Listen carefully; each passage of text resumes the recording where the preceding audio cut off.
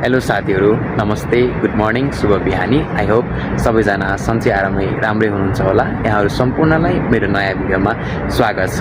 अहिले यति बेला म छु नेपालदेखि केही टाढा साउदी अरबियाको हाइल भन्ने ठाउँमा।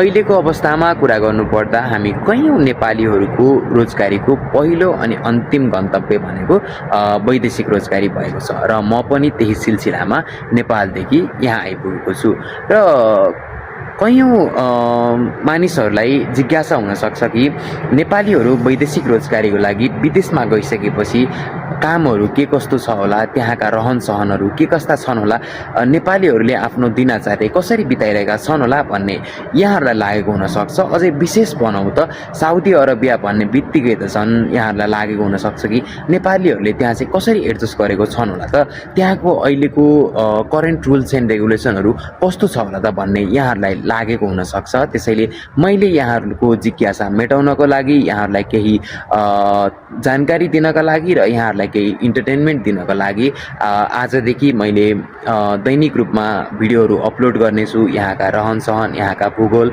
हामीले गर्ने काम, हामीले भोगेका भोगाइहरू, यहाँको नेपालीको अवस्थाको बारेमा यहाँहरूलाई देखाउने कोसिस गर्नेछु। पक्कै पनि तपाईँहरूले मेरो आगामी दिनका भिडियोहरूलाई हेरेर माया गरिदिनुहुनेछ, साथ सपोर्ट गरिदिनुहुन्छ भन्ने आशा राख्दछु।